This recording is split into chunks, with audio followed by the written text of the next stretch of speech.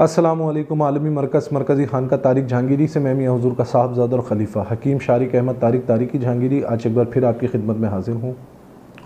आज का जो टॉपिक है वो उन ख़वातीन के लिए है जो कि 18 के मर्ज़ का शिकार हैं या कि ज़नाना बांझपन का शिकार है।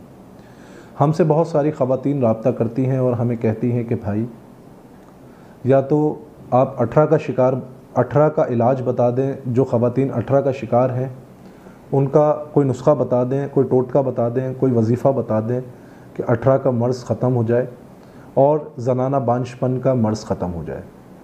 तो आज आपके लिए एक बहुत ख़ास और बहुत मुख्तसर नुस्खा है। नुस्खा बहुत मुख्तसर है लेकिन जामे है। इंशाअल्लाह जो ख़वातीन इस नुस्खे को इस्तेमाल करेंगी वो इसका रिज़ल्ट अपने आप देखेंगी। नुस्खा कुछ इस तरीके से है कि आपने 100 ग्राम अस्कंद लेना है और 100 ग्राम लेना है आपने जिया पोता। 100 ग्राम अस्कंद, 100 ग्राम जिया पोता और 200 ग्राम आपने इसके साथ शामिल करनी है मिश्री। तो ये टोटल इसका वज़न 400 ग्राम हो जाएगा। इसको पाउडर करवा लें और आधी चमची सुबह नाश्ते के बाद और आधी चमची रात खाने के बाद पानी के हमरा लें।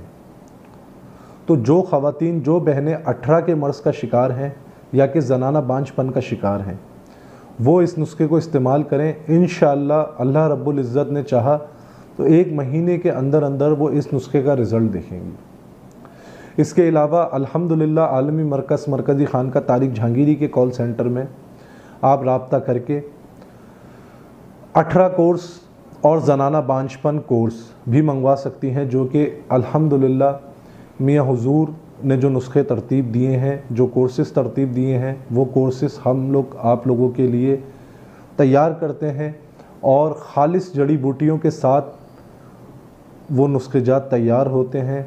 और अल्हम्दुलिल्लाह हमारे इस कॉल सेंटर से हज़ारों ख़वातीन घर बैठे अपना इलाज करवा चुकी हैं। तो जो ख़वातीन इन मर्ज़ का शिकार हैं और जो नुस्खा मैंने बताया है वो नुस्खा भी बड़ा शाफ़ी और बड़ा जामे है, वो नुस्खा भी इस्तेमाल कर सकती हैं। और जो ख़वातीन तैयार नुस्खेजात मंगवाना चाहती हैं वो मरकज़ी खानका के कॉल सेंटर पर रब्ता करके या मेरे ज़ोन के नंबर पर रब्ता करके अपने लिए वो नुस्खेजात घर बैठे मंगवा के घर बैठे इलाज करवा सकती हैं। अपनी दुआओं में मुझे याद रखें। जज़ाकल्लाहु खैर। अस्सलामु अलैकुम व रहमतुल्लाह।